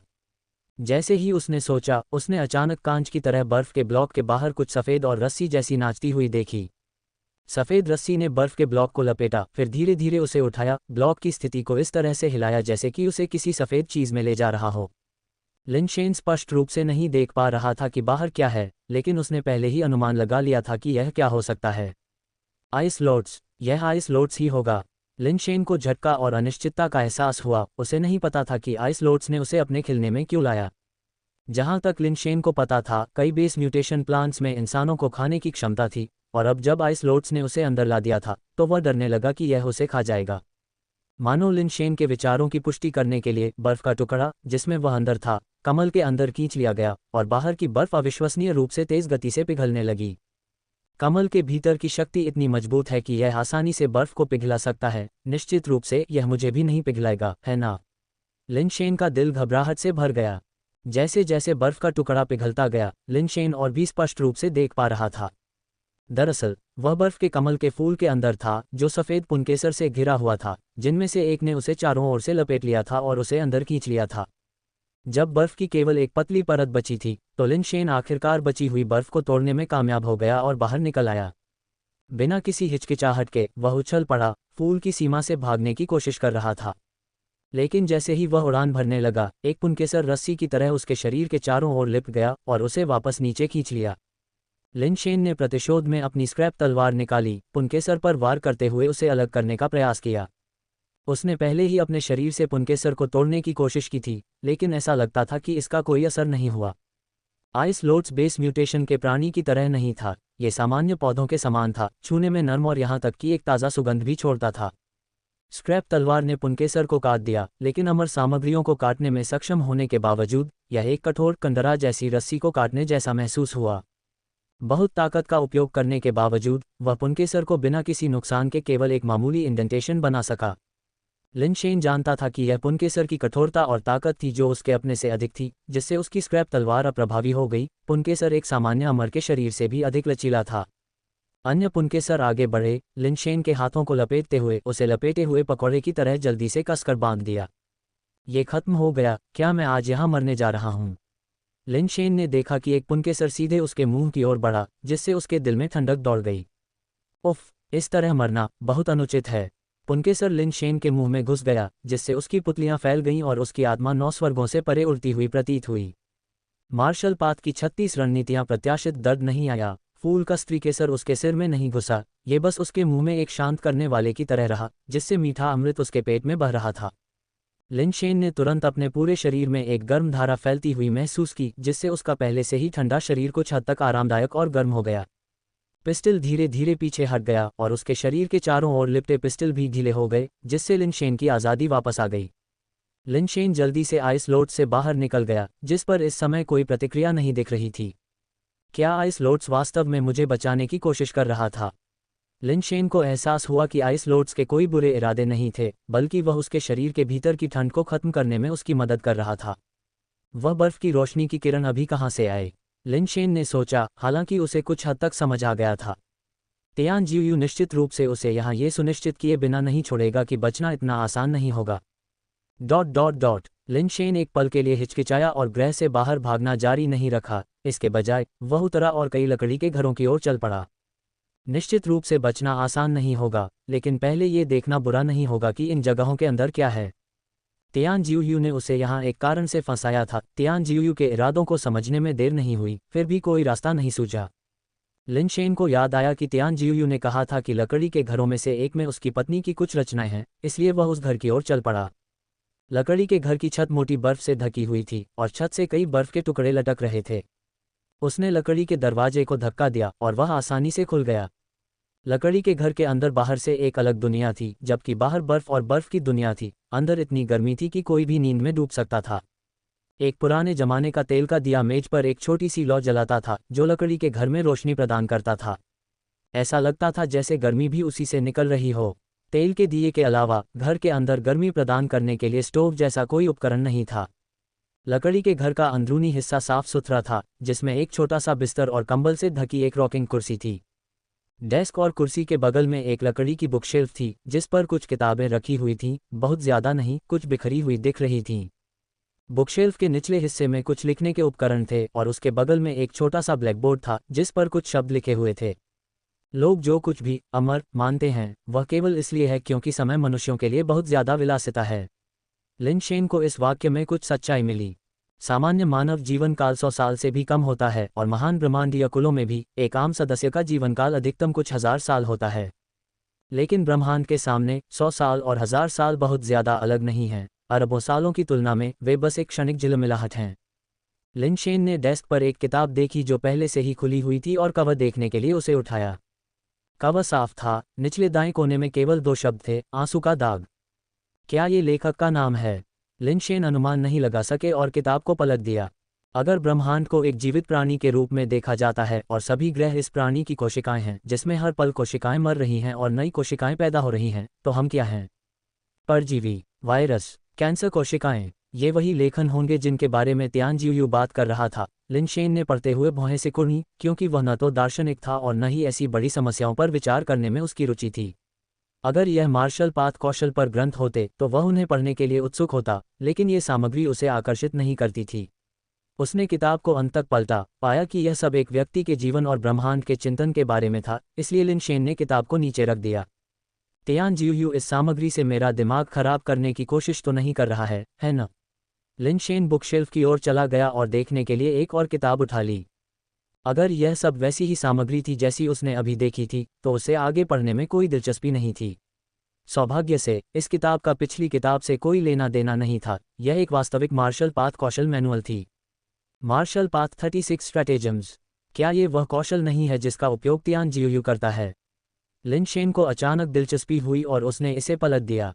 अप्रत्याशित रूप से पुस्तक में कौशल के लिए पूर्ण निर्देश थे, सिद्धांत से लेकर व्यावहारिक तरीकों और व्यक्तिगत अंतर्दृष्टि तक, सभी बहुत विस्तार से और हाथ से लिखे गए थे। हस्तलेखन से लगता है कि यह किसी महिला द्वारा लिखा गया होगा। क्या ये हो सकता है कि तियान जियू द्वारा इस्तेमाल किए गए 36 स्ट्रेटेजम कौशल वास्तव में उनकी पत्नी द्वारा बनाए गए थे? लिन शेन कुछ हद तक हैरान थे। उन्होंने पुस्तक को सरसरी तौर पर पढ़ा और पाया कि मार्शल पाथ 36 स्ट्रेटेजम का नाम सैन्य रणनीतिकार की 36 स्ट्रेटेजम के नाम पर रखा गया था। इनमें युद्ध जीतने की रणनीति, दुश्मन की रणनीति, शहर पर हमला करने की रणनीति, हाथापाई की रणनीति, संयुक्त रणनीति और हार का सामना करने की रणनीति शामिल थी, जिसे 6 भागों में विभाजित किया गया था। प्रत्येक रणनीति में 6 विशिष्ट कौशल शामिल थे और इन कौशलों को बेहतर प्रभावों के लिए जोड़ा जा सकता था। तियान जियू द्वारा पहले इस्तेमाल की जाने वाली हथेली की तकनीक युद्ध जीतने की रणनीति का एक संयोजन प्रकार थी। लिन शेन को याद आया कि तियान जियू ने उल्लेख किया था कि उनके द्वारा इस्तेमाल किया जाने वाला विचित्र finger skill martial path 36 stratagem से था, जिसे पूर्व में शोर मचाना, पश्चिम में हमला करना कहा जाता है। इसलिए उन्होंने उस विशिष्ट चाल को पाया और उसकी सावधानीपूर्वक जांच की। पूरब में शोर मचाओ, पश्चिम में हमला करो वास्तव में दुर्जेय था। ये कैसे चुपचाप पीछे से एक उंगली बल उत्पन्न करने में कामयाब रहा, ये लिन शेन को हैरान कर गया। पुस्तक में सामग्री पढ़ने के बाद उन्हें एहसास हुआ कि उंगली बल पतली हवा से नहीं बनाया गया था, बल्कि एक विशेष ऊर्जा नियंत्रण विधि का उपयोग किया गया था। विगोर फोर्स को पहले से ही छिपाया गया था, जो टाइम बम की तरह विस्फोट करने के लिए तैयार था। पहली उंगली के वार का दूसरे वार से कोई लेना देना नहीं था। पहला वार केवल एक छलावा था, जबकि असली वार वह था जिसकी पहले से योजना बनाई गई थी। ये छिपी हुई शक्ति विधि वास्तव में रहस्यमय है। लिन शेन ने अध्ययन किया कि वह पहले से ही शक्ति को कैसे छिपा सकता है और पाया कि यह तकनीक अत्यंत जटिल है, जिसके लिए छिपे हुए प्रभाव को प्राप्त करने के लिए शक्ति के विभिन्न अनुप्रयोगों में दक्षता की आवश्यकता होती है। इस कौशल को कम समय में महारत हासिल नहीं की जा सकती थी। लिन शेन ने प्रत्येक 36 रणनीतियों की विस्तार से जांच की और महसूस किया कि जीवन शक्ति को छिपाने की तकनीक का व्यापक रूप से उपयोग किया जाता है। इस तकनीक में महारत हासिल किए बिना मार्शल पाथ 36 रणनीतियों में महारत हासिल करना लगभग असंभव था। शक्ति को छिपाने के अलावा कई अन्य विशेष कौशल भी थे जिनका मार्शल पाथ 36 रणनीतियों में व्यापक रूप से उपयोग किया गया था। संपूर्ण पाठ पढ़ने के बाद उन्होंने निष्कर्ष निकाला कि मार्शल पाथ 36 स्ट्रैटेजम एक बहुत ही रणनीतिक कौशल सेट था और लिन शेन को लगा कि वे उसके लिए अनुपयुक्त थे। फिर भी उन्होंने अभी भी पूरे मार्शल पाथ 36 स्ट्रैटेजम को याद किया, हालांकि वह ऐसे कौशल के पक्ष में नहीं थे, वे बाद में उपयोगी हो सकते थे। वह उन्हें यून को अभ्यास करने के लिए दे सकता था और एक बार जब वह उनमें महारत हासिल कर लेती तो वह छिपी हुई शक्ति बल जैसी जटिल और रहस्यमय तकनीकों को विरासत में ले सकता था। लिन शेन ने दिन का अधिकांश समय बिना एक भी शब्द छोड़े पूरी किताब को याद करने में बिताया। मेरी याददाश्त अब पहले से काफ़ी बेहतर है, मैं शायद 2 या 3 दिनों में भी इसे पूरी तरह से याद नहीं कर पाता। लिन शेन ने मार्शल पाथ 36 स्ट्रैटेजम को वापस रख दिया और पढ़ने के लिए एक और किताब उठा ली। अगर यहाँ सभी किताबें इस स्तर के कौशल की होती तो वह कुछ को याद करके और उन्हें वापस ले जाकर बहुत लाभ कमा सकता था। त्यान्यान झील का ची परिवार। लिन शेन ने जो दूसरी किताब निकाली वह किसी कौशल के बारे में नहीं थी, बल्कि आइस लॉर्ड्स के बारे में थी। Ice lords, ice nightmare star का आधार, अमर राजा स्तर का एक अमर प्राणी। लिन शेन ने परिचय पढ़ा और बहुत हैरान हुआ। तो वह चीज़ वास्तव में अमर राजा स्तर की है। कोई आश्चर्य नहीं कि यह इतनी शक्तिशाली है। लिन शेन ने किताब पलटना जारी रखा। इसके बाद आइस लॉर्ड्स की एक छवि थी जिसमें पौधे के प्रत्येक भाग पर लेबल लगा था, कमल के पत्ते, कमल का फूल, कमल की जड़ आदि। प्रत्येक भाग का विस्तृत विवरण भी था। फूल के स्त्रीकेसर के बारे में अनुभाग पढ़ने पर लिन शेन ने अचानक किताब नीचे रख दी और उल्टी करने के लिए बाहर भागा, लेकिन अपने लंबे प्रयास के बावजूद उसने कुछ भी उल्टी नहीं की। ... पुस्तक में विवरण पढ़ने के बाद उसे याद आया कि उसने पहले भी इसका अध्ययन किया था, लेकिन अपनी खराब याददाश्त के कारण भूल गया था। स्त्रीकेसर वह अंग है जिसका उपयोग फूल प्रजनन के लिए करते हैं। लिन शेन, जिसने अभी कुछ देर पहले सोचा था कि अमृत मीठा है, अब उसे उल्टी आ रही थी। सौभाग्य से ये सिर्फ एक मनोवैज्ञानिक प्रतिक्रिया थी। वास्तव में पुस्तक के अनुसार आइस लॉर्ड्स द्वारा स्रावित अमृत एक अमर प्राणी के बेस म्यूटेशन रेट को भी बढ़ा सकता है, जिससे यह एक अनमोल खजाना बन जाता है। लिन शेन ने अपनी घड़ी पर नज़र डाली और पाया कि उसका बेस म्यूटेशन रेट वास्तव में 5% तक बढ़ गया था। अमृत का प्रभाव काफ़ी स्पष्ट था। किताब को हाथ में लेकर वह पढ़ता रहा। हैरानी की बात है कि आइस लॉर्ड्स आइस लॉ का पालन नहीं करता था, बल्कि इसे आइस लॉर्ड्स लॉ का एक छोटा सा हिस्सा ही माना जाना चाहिए। आइस लॉर्ड्स का अमर कानून स्टेसिस है और इसके अंतर्गत कई शाखा कानून हैं, जिनमें एब्सोल्यूट जीरो भी शामिल है। अरे, यह आइस लॉर्ड्स ही था जिसने मुझे गिरा दिया, लिन शेन ने उदास होकर कहा, यह महसूस करते हुए कि यह सब आइस लॉर्ड्स द्वारा ही रचा गया था। आइस लॉर्ड्स के विस्तृत परिचय के बाद चर्चा इस बात पर केंद्रित हो गई कि आइस लॉर्ड्स का उपयोग करके इसकी कानून शक्ति को कैसे समझा जाए। अगर कोई स्टेसिस लॉ को सही मायने में समझ सकता है तो आइस लॉर्ड्स को मारकर ही वह स्टेसिस सीरीज का अमर राजा बन सकता है। किताब की लेखिका ने एक नोट छोड़ा जिसमें कहा गया था कि वह मूल रूप से आइस लॉर्ड्स का उपयोग अमर होने के लिए करना चाहती थी, लेकिन समय के साथ वह उससे जुड़ गई और उसे मारना बर्दाश्त नहीं कर सकी, इसलिए उसने अंततः अमर बनने के लिए इस विधि का उपयोग नहीं किया। यदि कोई अमर बनने और सच्चे अमर नियमों को प्राप्त करने के लिए आइस लॉर्ड्स का उपयोग करना चाहता है तो उम्मीद है कि वे आइस लॉर्ड्स को मारने से पहले उसमें बीज पैदा करने देंगे। ये चीज़ें हर अरब साल में खिलती हैं, हर अरब साल में फल देती हैं और फल को पकने में 1 और अरब साल लगते हैं। यह अभी खिल रहा है और बीज अगले 2 अरब साल तक नहीं पकेंगे। कौन इतना लंबा इंतजार कर सकता है? लिन शेन को आखिरकार समझ में आ गया कि तियान जियू उसे यहाँ क्यों लाया था। तियान जियू ज़रूर चाहता होगा कि लिन शेन आइस लॉर्ड्स और इस किताब को देखे ताकि उसे पता चले कि तियान जियू उसे एक सच्चा अमर बनने में मदद कर सकता है। हालांकि लिन शेन को अब इस रास्ते के बारे में पता था, लेकिन आइस लॉर्ड्स को मारने के लिए उसकी अपनी ताकत अपर्याप्त थी और तियान जियू की मदद के बिना वह इस रास्ते पर आगे नहीं बढ़ सकता था। भले ही तियान जियू उसे दूर भेज दे, लेकिन उसके लिए विशाल ब्रह्मांड में आइस नाइटमेयर स्टार को ढूंढना घास के ढेर में सुई ढूंढने से भी ज्यादा मुश्किल होगा। तियान जियू, तुम वाकई मेरे सामने एक बड़ी गाजर लटका रहे हो। लिन शेन अच्छी तरह से जानता था कि तियान जियू उसे लुभा रहा था। आइस लॉर्ड्स को तियान जियू और उसकी पत्नी ने पाला था और उसमें उसकी दिवंगत पत्नी की यादें भी थीं। वह आसानी से इसे किसी और के अमरत्व के लिए इस्तेमाल करने की अनुमति कैसे दे सकता था? मैं यहाँ से कैसे निकल सकता हूँ? लिन शेन को लगा कि उसे जल्दी से जल्दी इस जगह से निकल जाना चाहिए। हालांकि आइस लॉर्ड्स के क्षेत्र की रखवाली करने के कारण उसके लिए बाहर निकलना बहुत मुश्किल था। उसने पहले आइस लॉर्ड्स की ठंडक देने वाली क्षमताओं का अनुभव किया था। हालांकि विकास सिद्धांत ने उसे ठंड से डरने की अनुमति नहीं दी, लेकिन यह उसके शरीर को बर्फ में ढकने से नहीं रोक सका। ऐसा लगता है कि मैं पहले आइस लॉर्ड्स के कानून की शक्ति को समझ सकता हूं, ताकि देख सकूं कि क्या मैं कोई दोष ढूंढ सकता हूं और बचने का कोई रास्ता निकाल सकता हूं। लिन शेन ने आइस लोड्स के बारे में जानकारी की एक बार फिर समीक्षा की, आइस लोड्स के कानून को समझने के लिए टियस्टेन की विधि का उपयोग करने की तैयारी की। लिन शेन के गायब होने से पहले ही सेलेस्टियल रेस के उच्च वर्ग के लोग चिंतित हो गए थे। तियानजुन व्यक्तिगत रूप से स्काई पिनेकल स्टार पर आए, लिन शेन के गायब होने के निशान खोजने की कोशिश कर रहे थे, लेकिन उन्हें कुछ नहीं मिला। महाराज, मैंने पूरी तरह से जांच की है और कोई सुराग नहीं मिला है। N6 भी चिंतित था। उसने कई बार लोगों को खोज के लिए भेजा था, लेकिन उन्हें कुछ नहीं मिला। ऐसा लग रहा था कि लिन शेन हवा में गायब हो गए थे। आगे खोजने की कोई ज़रूरत नहीं है, सम्राट तियानशु ने उदासीनता से कहा। क्या महामहिम को पहले से ही पता है कि यह कौन है? N6 ने बहुत खुश होकर कहा। ये तियान जियू के अलावा और कौन हो सकता है?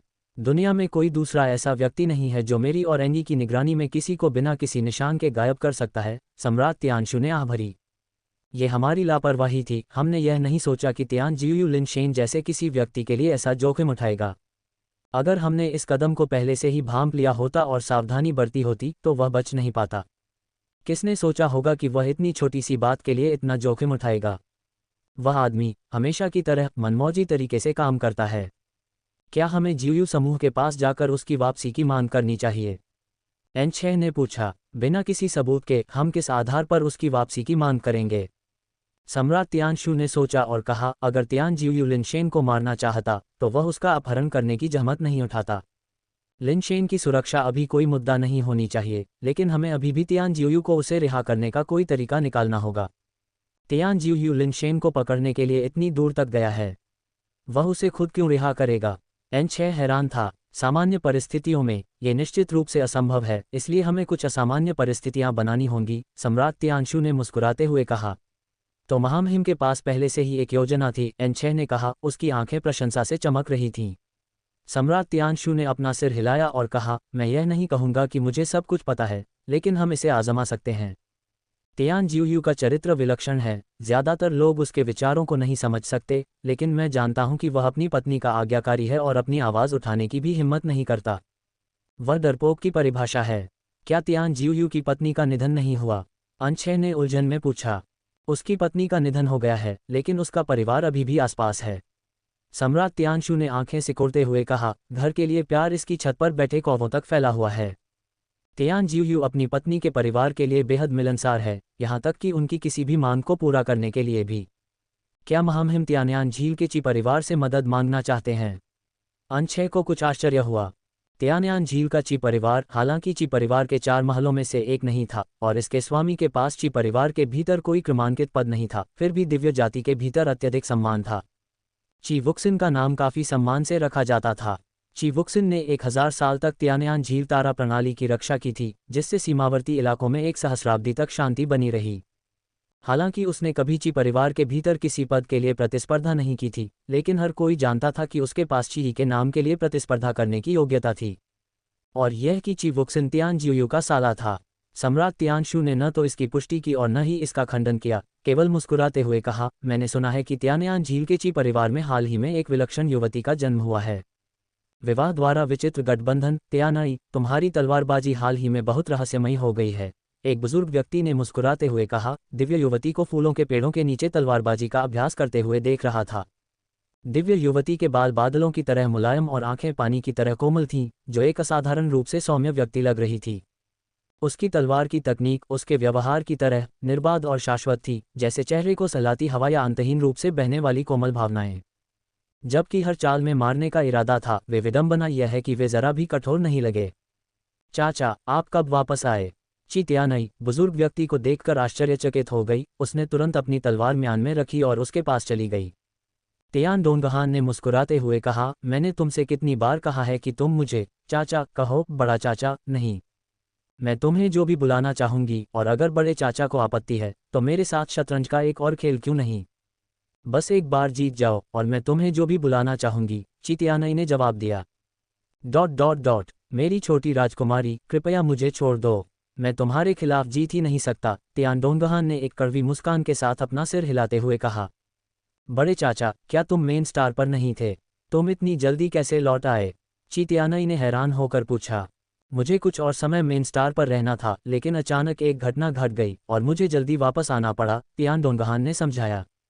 कौन सी बड़ी घटना? क्या ये हो सकता है कि डीमन जनजाति ने एक बार फिर हमारी सीमाओं पर आक्रमण किया है?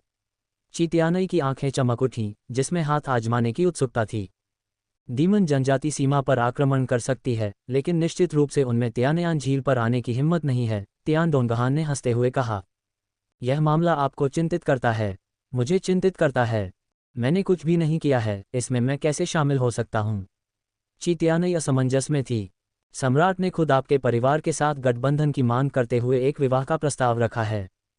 मुझे बताओ, क्या इसमें आप शामिल हैं? तियान डोंगहान ने कहा। सम्राट मेरे परिवार के साथ गठबंधन करना चाहते हैं? तो इसका मतलब है कि मेरी शादी होनी है, लेकिन वह मेरी शादी किससे करना चाहते हैं? तियान बुलुओ या तियान यूनक्सियो?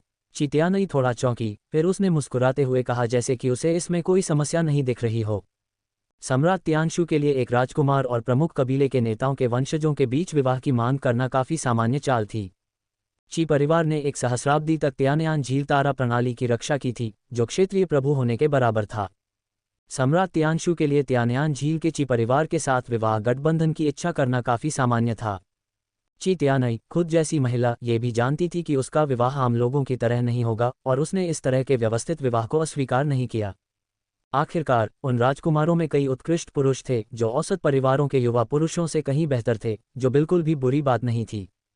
ची तियानई ने सोचा, राजकुमारों में जो उसकी उम्र से मेल खाते थे और अभी तक अविवाहित थे, केवल तियान बुलुआ और तियान यूनक्सियाओ ही बचे थे।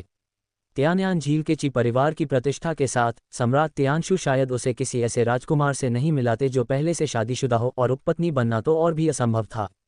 यह न तो तियान यूनक्सियाओ है और न ही तियान बुलुओ। तियान डोंगहान ने अपना सिर हिलाया। तो फिर यह कौन है? राजकुमारों में से सिर्फ वे ही मेरी उम्र के हैं और अभी तक अविवाहित हैं। ची तियानई अभी भी स्थिति की गंभीरता को नहीं समझ पाया था, मुस्कुराते हुए बोलना जारी रखा।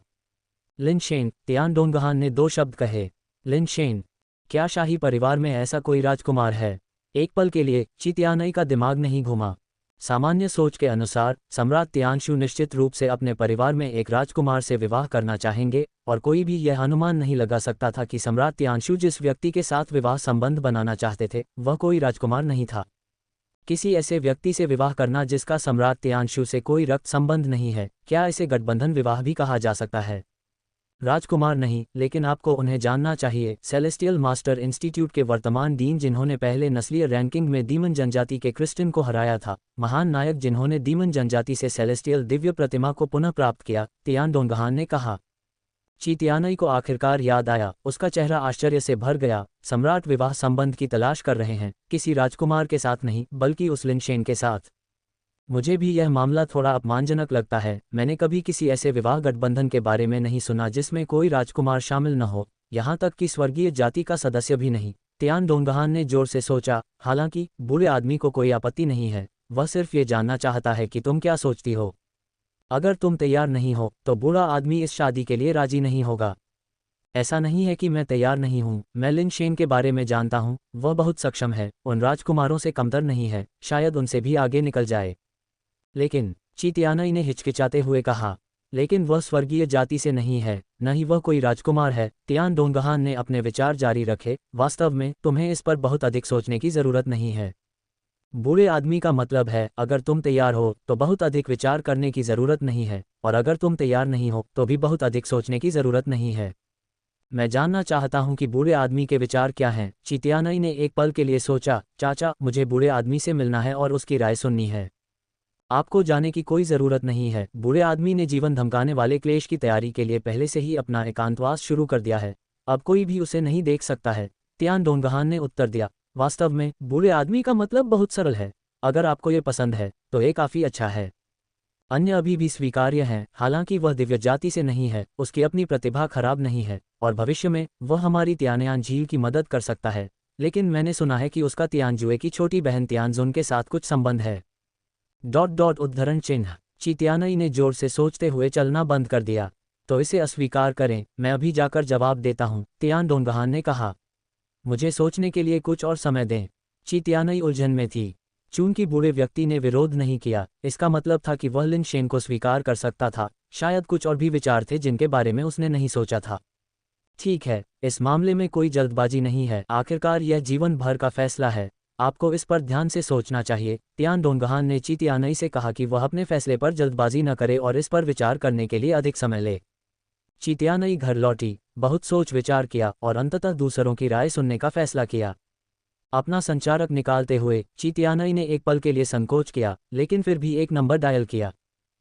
तुम्हें इतना परेशान क्यों कर रहा है? तुम इतनी परेशान लग रही हो। जब मैं यहाँ हूँ तो कुछ भी बड़ा नहीं है। मुझे बताओ कि कौन तुम्हारे लिए चीज़ों को मुश्किल बना रहा है, और मैं उनके पूरे परिवार को खत्म कर दूंगा। छवि से मास्टर यू की आकृति प्रक्षेपित हुई, अहंकार से बोलते हुए।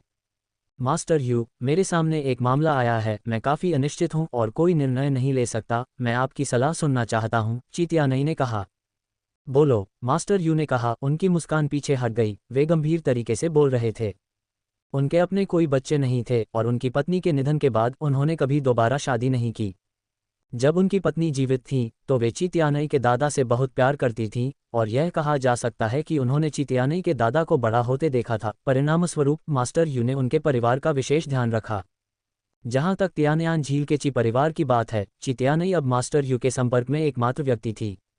सम्राट हमारे परिवार के साथ विवाह संबंध बनाना चाहते हैं। ची तियानई मास्टर यू से बेहद प्यार करती थी और उनके साथ ऐसा व्यवहार करती थी जैसे वे उसके अपने दादा हों। जब भी कोई मुद्दा होता तो वह अपने माता पिता के बजाय मास्टर यू से बात करना पसंद करती थी। वह कमीना मेरी ए के परिवार पर षड्यंत्र रचने की हिम्मत कर रहा है। उसकी दुस्साहसता वाकई बहुत बड़ी है। मास्टर यू ने सम्राट तियानशु के 18 पीढ़ियों के पूर्वजों का अपमान करते हुए शाप दिया और उसके बाद बोलना जारी रखा। लेकिन उस बूढ़े चोर में कुछ समझ है। वह पहचानता है कि मेरी यह ब्रह्मांड की सबसे उत्कृष्ट महिला है। वह किस राजकुमार से तुम्हारी शादी करवाने की योजना बना रहा है? आइस लॉ, वह राजकुमार नहीं है। ची तियानई ने अपना सिर हिलाया। क्या? तियान जियू एक जलते हुए बम की तरह फट गया, तुरंत उछल पड़ा। वह कमीना तियानशु मेरी ए को नीची नज़र से देखने की हिम्मत करता है। मैं जाकर उसके सभी कुत्तों और पोतों को मार डालूंगा और उसकी वंशावली को हमेशा के लिए खत्म कर दूंगा। मास्टर यू, जल्दबाजी मत करो। हालांकि स्वर्गीय सम्राट ने मेरे लिए जो साथी चुना है वह राजकुमार नहीं है, लेकिन मुझे लगता है कि उस आदमी की प्रतिभा और योग्यता राजकुमारों से ज्यादा है, ची तियानई ने जल्दी से कहा। राजकुमार से ज्यादा ताकतवर? अच्छा, ये स्वीकार्य है। तियान जियू का गुस्सा थोड़ा कम हुआ। ... लेकिन एक समस्या है। उस आदमी के पास शायद पहले से ही एक महिला है जिसके वह करीब है, ची तियानई ने कहा। क्या यही बात तुम्हें परेशान कर रही है? ये सुनने के बाद तियान जियू खुद को हंसने से रोक नहीं सका।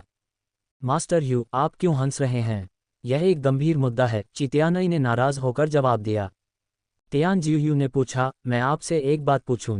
क्या आप खुद इस आदमी से शादी करना चाहती हैं? ये चाहने की बात नहीं है। उसके पास पहले से ही एक महिला है। मैं एक आदमी को दूसरी महिला के साथ कैसे साझा कर सकती हूँ? ची तियानई ने बेचैनी से जवाब दिया।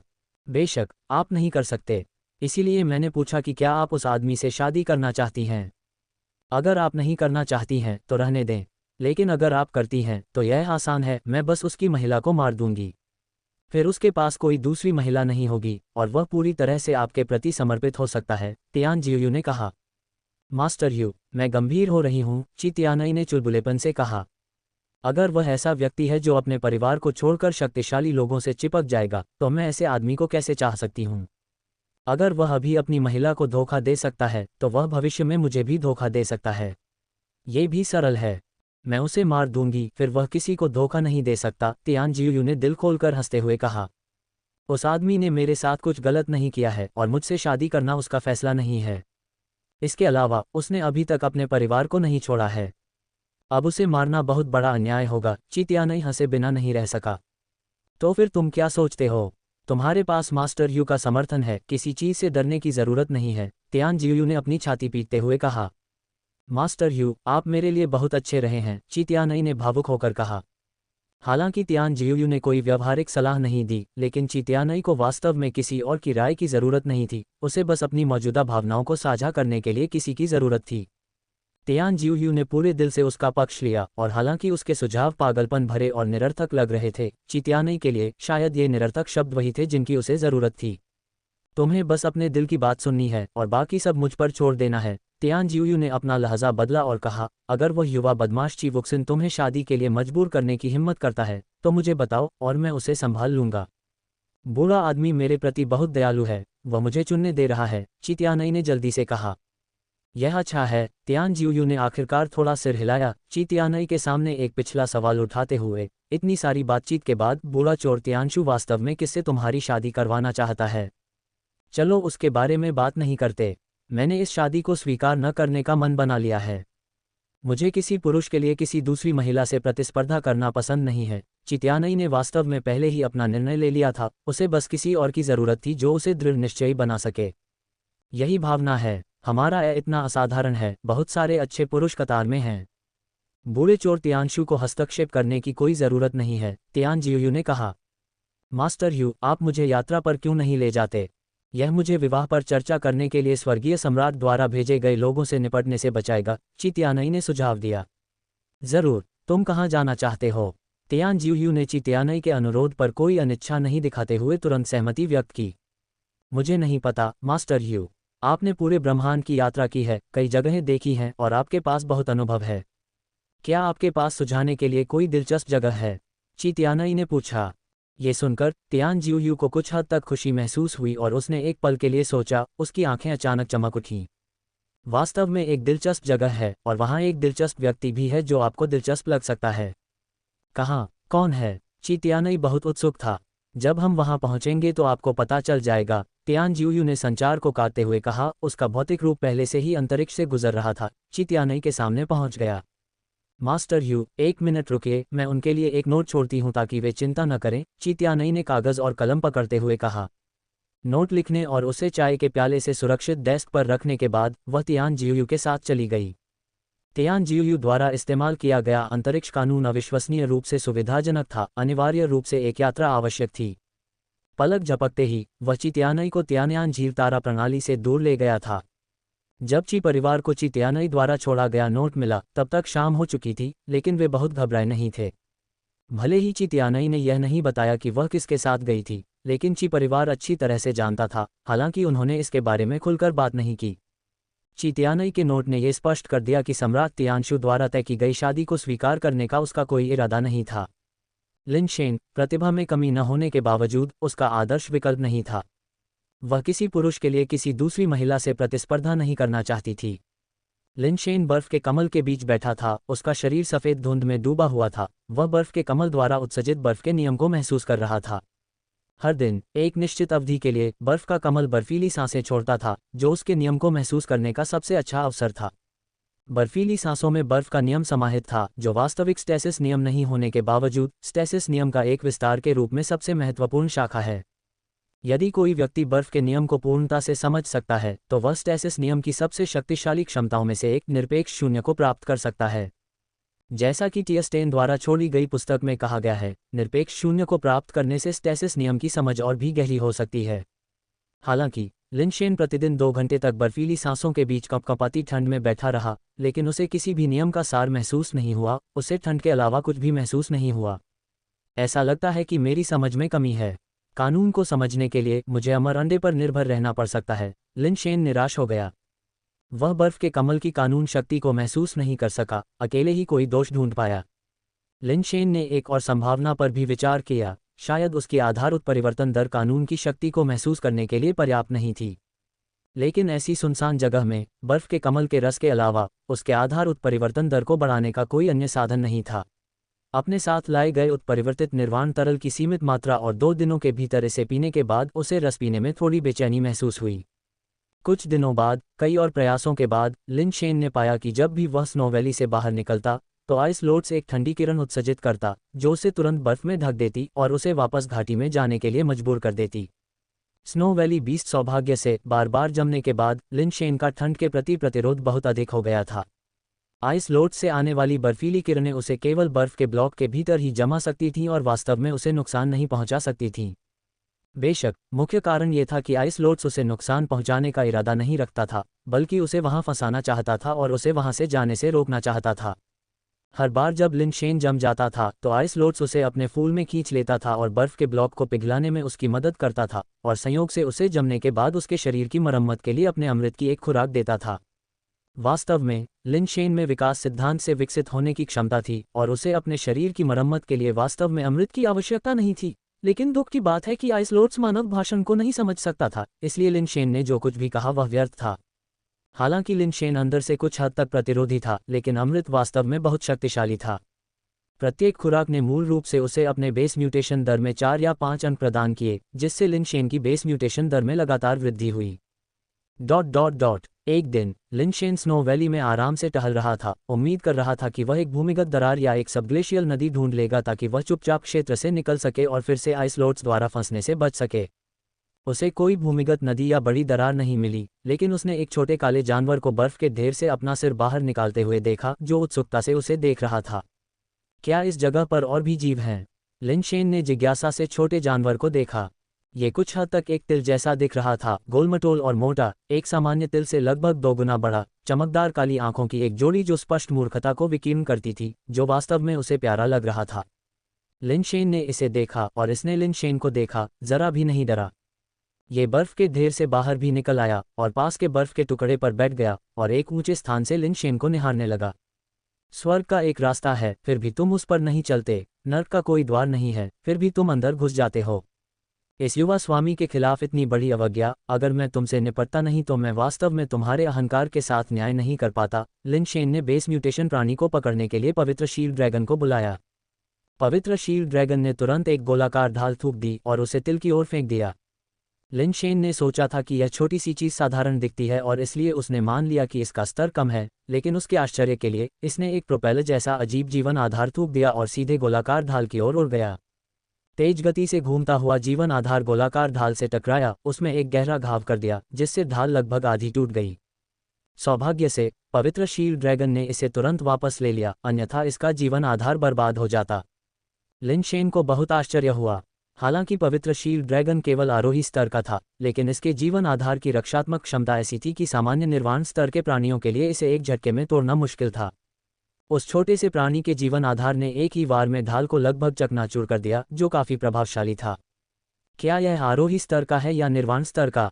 लिन शेन को लगा कि इसकी ताकत सिर्फ आरोही स्तर से ज्यादा होनी चाहिए, लेकिन चूंकि उसने इसे निर्वाण की शक्ति का उपयोग करते नहीं देखा था, इसलिए वह फिलहाल निश्चित नहीं हो सका।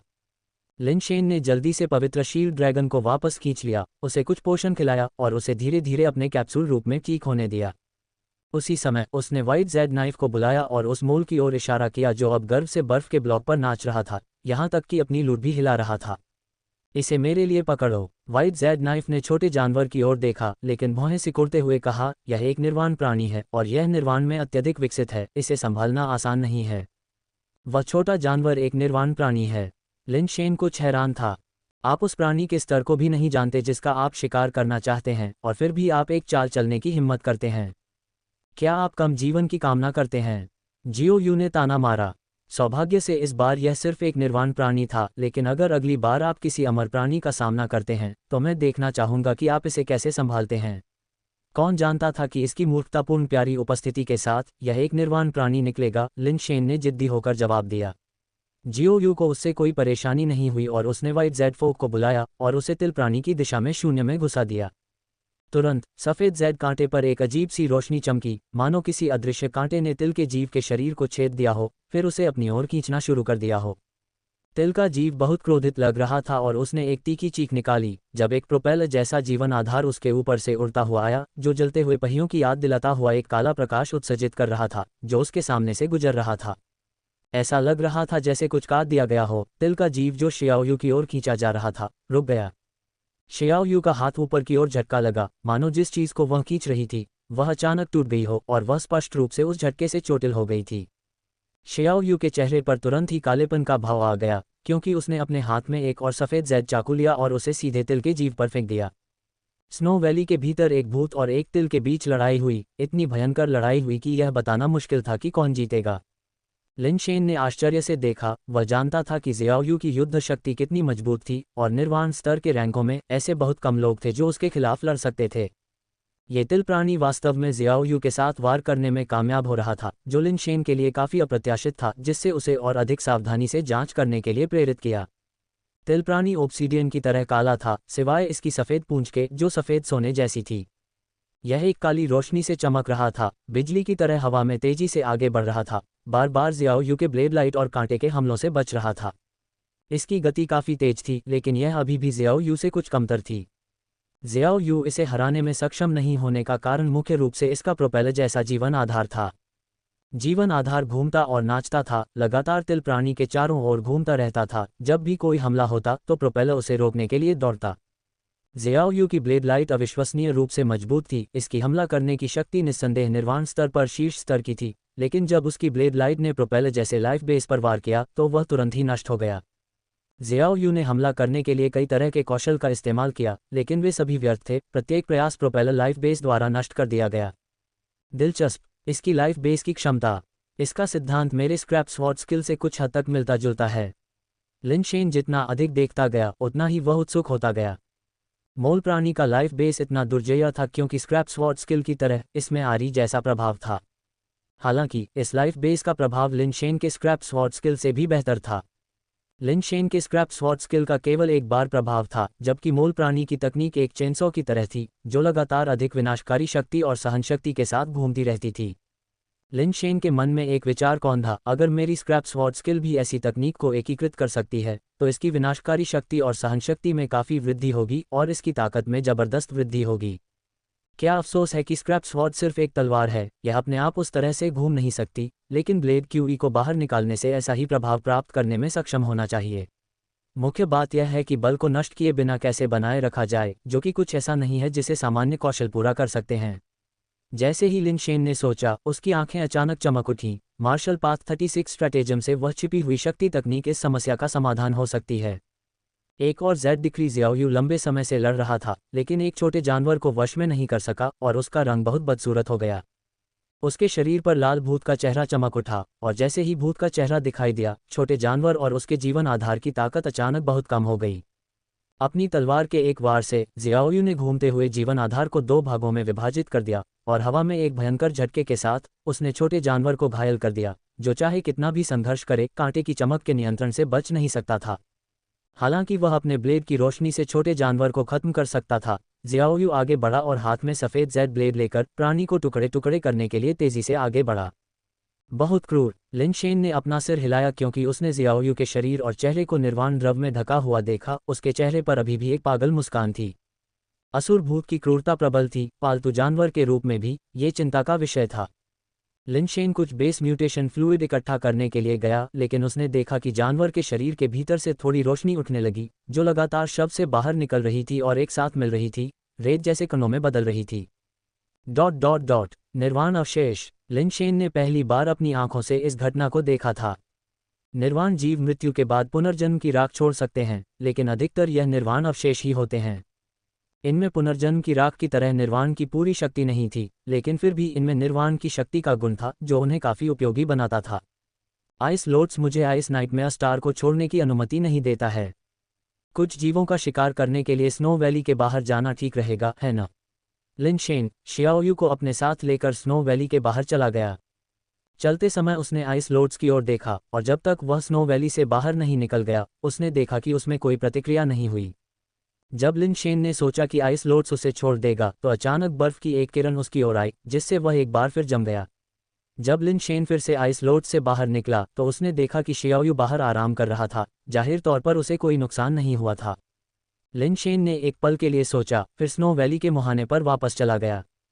वह स्नो वैली के अंदर खड़ा रहा, बाहर नहीं निकला, इसके बजाय ज़ियाओ यू को घाटी से जाने दिया। NOG से आइस लोड्स ने कोई प्रतिक्रिया नहीं दिखाई और ज़ियाओ यू को बिल्कुल भी बुरा नहीं माना। तुम कुछ निर्वाण जीवों का शिकार करो, अधिमानतः उत्परिवर्तन गुणवत्ता वाले, और कुछ निर्वाण द्रव वापस लाओ, लिन शेन ने ज़ियाओ यू को निर्देश दिया। पीछे देखे बिना ज़ियाओ यू ने साहपूर्वक आकाश में उड़ते हुए स्नो वैली छोड़ दी। वह अभी कुछ दूर ही गया था कि अचानक उसने पास के ग्लेशियर से एक बर्फ की गोली को उड़ते हुए देखा।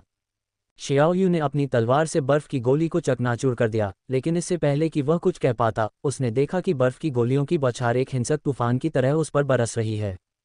अपने जेड फोक की एक हरकत के साथ ज़ियाओ यू ने सभी बर्फ की गोलियों को उस ओर निर्देशित किया जहां उसका फोक इशारा कर रहा था, उन्हें दूर ले गया, ये सुनिश्चित करते हुए कि वे उसे नुकसान न पहुंचाएं। लिन शेन स्पष्ट रूप से नहीं देख पा रहा था कि ज़ियाओ यू पर कौन हमला कर रहा था। वह थोड़ा ऊपर उड़ा और उस ग्लेशियर पर एक प्राणी को देखा जो पूरी तरह से बर्फ की तरह सफ़ेद था, बंदर जैसा लेकिन गोरिल्ला जैसा भी। ज़ियाओ यू पर बर्फ की गोलियां बरसा रहा था। ये स्पष्ट रूप से एक निर्वाण प्राणी था। बर्फ की गोलियों को मोड़ने के बाद शियाओयू ने आगे की ओर वार किया और उसके ब्लेड की रोशनी प्राणी की छाती पर लगी, जिससे एक खूनी घाव हो गया। उस जीव का शरीर इतना मजबूत है कि उसे शियाओयू के ब्लेड की रोशनी से सीधे चोट लगी और केवल उसका शरीर क्षतिग्रस्त हुआ, वह मारा नहीं गया। लिन शेन कुछ हद तक हैरान था। शियाओयू द्वारा काटे जाने के बाद सफ़ेद गोरिल्ला जैसा जीव दयनीय रूप से चिल्लाया, भागते समय चिल्लाया। शियाओयू उसका पीछा करके उसे खत्म करने ही वाला था कि उसने अचानक देखा कि पड़ोसी पहाड़ हिल रहा है और नीचे गिरती मोटी बर्फ से हिमस्खलन शुरू हो गया है।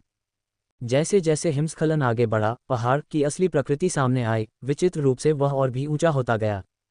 लिन शेन ये देखकर आश्चर्यचकित रह गए कि पहाड़ वास्तव में पहाड़ नहीं था, बल्कि वहां बैठा एक विशाल सफ़ेद गोरिल्ला था। जब वह खड़ा हुआ तो वह आसपास के पहाड़ों से भी ऊंचा था।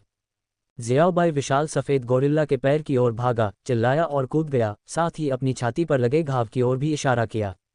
विशाल सफ़ेद गोरिल्ला पहले से ही गुस्से में था, उसकी आंखें ज़ियाओयू को घूर रही थीं। लगभग उसी क्षण विशाल सफ़ेद गोरिल्ला के चारों ओर अनगिनत बर्फ के भाले प्रकट हुए। अगले ही पल बर्फ के भालों का हमला ज़ियाओयू की ओर उग्र रूप से बरसने लगा। ज़ियाओयू ने अपने शरीर को बचाने के लिए अपने जेड फोक को बेतहाशा घुमाया, पैसे की तरह विभिन्न कौशल जारी किए और तेजी से पीछे हट गया। बैंग बैंग बैंग बैंग, लेकिन शियाओयू का कांटा और चाकू उन बर्फीले भालों को पूरी तरह से रोक नहीं सका। उसका शरीर घायल हो गया और वह एक उल्का की तरह नीचे गिर गया। सौभाग्य से उसने उस दिशा में भागने का इरादा किया था और वह उस दिशा में दुर्घटनाग्रस्त हो गया। लिन शेन ने शियाओयू को पकड़ने के लिए हाथ बढ़ाया और भयानक ताकत ने लिन शेन को घसीटते हुए बर्फीले बर्फ के मैदान में 2 गहरी खाइयां खोद दीं। विशाल सफ़ेद गोरिल्ला ने कुछ दूर तक उसका पीछा किया, लेकिन स्नो वैली के बाहरी इलाके में पहुंचने पर उसे कुछ एहसास हुआ। घाटी में 2 बार दहाड़ने के बाद वह आश्चर्यजनक रूप से मुड़ा और चला गया। उसका आकार बहुत बड़ा था, हर कदम से आसपास के बर्फ के पहाड़ हिलने लगे और कई हिमस्खलन शुरू हो गए। अपनी मूल स्थिति में लौटने के बाद विशाल सफ़ेद गोरिल्ला बैठ गया, जिससे बर्फ के टुकड़े उसके शरीर पर गिरने लगे। एक अमर प्राणी स्नो वैली के ठीक बाहर है, जिससे हमें बचने का कोई मौका नहीं मिल रहा है। लिन शेन ने शियाओयू को नीचे उतारा। शुक्र है कि शियाओयू का शरीर इतना मजबूत था कि अमर प्राणी के हमले से उसे गंभीर चोट नहीं लगी। हालांकि उस अमर प्राणी के बाहर छिपे होने के कारण शियाओयू को शिकार पर जाने देने की योजना फिर से विफल हो गई। लिन शेन निराशा में स्नो वैली में वापस लौट सकता था, कौशल पढ़ना और शोध करना जारी रखता था। उसका इरादा खुद छिपी हुई ताकत तकनीक का अभ्यास करना था और फिर इसका उपयोग अपने स्क्रैप तलवार कौशल को फिर से सुधारने के लिए करना था। वर्तमान में स्क्रैप तलवार कौशल की प्रभावकारिता मुख्य रूप से अमर स्तर पर ताकत का मुकाबला करने के लिए स्क्रैप तलवार के आंतरिक गुणों पर निर्भर करती है। उत्सर्जित ब्लेड क्यूई शक्तिशाली थी, लेकिन सबसे अच्छी स्थिति में ये केवल उसी निर्वाण स्तर पर विरोधियों को ही काट सकती थी। अमर स्तर के खिलाफ ये बहुत उपयोगी नहीं थी। अगर वह सफलतापूर्वक चेनसॉ स्टाइल ब्लेड क्यूई विकसित कर सकता है तो यह निस्संदेह ब्लेड क्यूई की लड़ाकू प्रभावशीलता को एक पायदान ऊपर ले जाएगा। लिन शेन ने अपने विचारों पर ध्यान केंद्रित किया, अभ्यास पर ध्यान केंद्रित किया और पाया कि छिपी हुई शक्ति तकनीक उतनी कठिन नहीं थी जितनी उसने कल्पना की थी और जल्दी ही उसे समझ में आ गया। दूसरी ओर शियाओयू काफ़ी ऊब गया था, इसलिए उसने लिन शेन के नेतृत्व का अनुसरण किया और शेल्फ से एक किताब उठाई। विरासत में मिली यादों वाले एक असुर भूत के रूप में इन पात्रों ने उसे कोई कठिनाई नहीं दी, लेकिन सामग्री को नीरस पाकर वह एक किताब से दूसरी किताब पर चला गया और उसमें टिक नहीं सका। यह क्या है? शियाओयू ने आश्चर्य से पूछा, जैसे कि वह किसी आकर्षक चीज पर ठोकर खा गया हो। खनक सुनकर लिन शेन ने मुड़कर देखा और देखा कि शियाओयू एक खुली किताब पकड़े हुए है, जिसके पैरों में एक जेड टोकन गिरा हुआ है। यह जेड डिक्री, मुझे ऐसा लग रहा है कि मैंने इसे पहले भी देखा है। लिन शेन जेड डिक्री लेने के लिए आगे बढ़ा और करीब से देखने पर उसे याद आया कि उसने इसे कहाँ देखा था। इससे पहले मंदिर के तारे पर उन्होंने 3 चीजें ली थीं: सूर्य शूटिंग धनुष, जेड डिक्री और scarf love letter. Lin Shen के पास सूर्य शूटिंग धनुष था, जेड डिक्री वेई के पास थी और उसने स्कार्फ लव लेटर ओयांग योडू को दे दिया था। जमीन पर जेड डिक्री का टुकड़ा वेई के समान था। डार्क बर्ड मंदिर, ये कहाँ से आया? लिन शेन ने इसे ध्यान से देखा और यह वास्तव में जेड डिक्री वेई के हाथ में पकड़े हुए जेड डिक्री के समान था, लेकिन यह वही नहीं हो सकता था। यह इस पुस्तक से गिर गया। जियो यू ने लिन शेन को वह पुस्तक थमा दी जो उसने पकड़ी हुई थी। लिन शेन ने पुस्तक ली और सबसे पहले कवर को देखा, जिस पर भी कोई शीर्षक नहीं था, लेकिन इसी तरह नीचे दाहिने कोने में छोटे अक्षर टीयर स्टेन थे। पुस्तक के पन्नों को पलटते हुए उसने पाया कि वे खाली थे और पुस्तक के बीच में एक स्लॉट बना हुआ था जो जेड डिक्री के आकार से मेल खाता था, ये सुझाव देते हुए कि पुस्तक को विशेष रूप से इस जेड टोकन को रखने के लिए डिज़ाइन किया गया था। मुझे याद है कि जेड डिक्री और प्रेम पत्र दोनों डार्क बर्ड मंदिर में पाए गए थे। यहाँ बिल्कुल वैसा ही एक और जेड डिक्री कैसे है? क्या ये हो सकता है कि यह टी स्टेन भी मंदिर के सितारे पर गया हो? लिन शेन कुछ हैरान थे। मंदिर का तारा अजीब और रहस्यमय था। इसके मामले लिन शेन के लिए अस्पष्ट और समझ से परे थे, और मंदिर के तारे से वापस लाई गई चीजें भी उतनी ही अजीब थीं। सूर्य शूटिंग धनुष, जेड डिक्री और प्रेम पत्र दिव्य प्रकाश उत्सर्जित कर सकते थे और मंदिर के तारे में रहते हुए भूत और देवताओं जैसे जीवों को दूर भगा सकते थे। फिर भी मंदिर के तारे को छोड़ने के बाद ये वस्तुएं साधारण से ज्यादा कुछ नहीं लगती थीं, और टिकाऊ होने और नुकसान पहुंचाने में मुश्किल होने के अलावा उनमें कोई जादुई गुण नहीं थे। लिन शेन दुश्मनों के खिलाफ सूर्य शूटिंग धनुष का उपयोग करना चाहता था, लेकिन वह धनुष को खींच नहीं सका, न ही उसने धनुष के भीतर कोई शक्ति महसूस की। सिद्धांत रूप में सूर्य शूटिंग धनुष को प्राचीन क्षेत्र के राजा के अधीन 10 जनरलों में से एक सूर्य शूटर जनरल के अमर जीवन आधार का एक रूपांतर होना चाहिए था। भले ही लिन शेन इसे खींच न सके, लेकिन धनुष में कुछ शक्ति होनी चाहिए। लेकिन मंदिर के तारे से दूर धनुष वास्तव में स्क्रैप की तरह लग रहा था, बिल्कुल बेकार। काफी देर तक इसे आगे पीछे देखने के बाद कुछ भी समझ में न आने पर लिन शेन ने किताब को वापस अपनी जगह पर रखने के इरादे से जेड डिक्री को किताब में वापस रख दिया। ये जगह तियान जियुयू का पूर्व निवास स्थान था। यहाँ की चीजें तियान जियुयू या उसकी पत्नी की होनी चाहिए। अगर वह वास्तव में इन चीजों को अपना बताता तो तियान जियुयू के पास उसे जाने न देने के और भी कारण होते। इसके अलावा वह ये भी नहीं जानता था कि इस चीज का क्या उपयोग है, इसे ले जाना बेकार था। जैसे ही लिन शेन ने किताब में जेड डिक्री को स्लॉट में डाला, इसे बंद करने की तैयारी करते हुए फीजाई बैकपैक से रेंगकर बाहर आया, किताब से जेड डिक्री को छीन लिया। फीजाई, तुम क्या कर रहे हो? लिन शेन ने उत्सुकता से फीजाई को देखा। फीजाई ने उस पर ध्यान नहीं दिया और अपने पंख फड़फड़ाते हुए अपने मोटे शरीर को लकड़ी के घर के बाहर खींच लिया। जेड डिक्री को अपने मुंह में पकड़कर उसने उसे जोर से आसमान में फेंक दिया। लिन शेन को संदेह हुआ। फीजाई ने बहुत पहले ही वेई के हाथों में जेड डिक्री देखी थी। अगर उसे दिलचस्पी थी तो उसे तब ले लेना चाहिए था।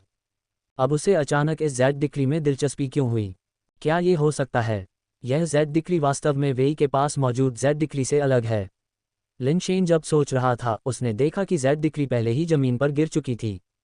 पहले चमकहीन जेड डिक्री अब एक चमकदार रोशनी उत्सर्जित कर रही थी और उस पर लिखे शिलालेख चमकने लगे। लिन शेन और शियाओ यू ने चौड़ी आंखों से देखा कि जेड डिक्री से प्रकाश धीरे धीरे भौतिक रूप ले रहा था, धीरे धीरे एक मंदिर का निर्माण कर रहा था। यहाँ क्या हो रहा है? लिन शेन दंग रह गया। दृश्य पतली हवा से किसी तरह की जादुई रचना की तरह था। Dark bird temple. Lin Shen ने मंदिर बनने के बाद उसके ऊपर शब्द देखे। यह आश्चर्य की बात नहीं थी, क्योंकि पिछला जेड डिक्री डार्क बर्ड मंदिर से था और यह भी संभवतः डार्क बर्ड मंदिर से संबंधित था।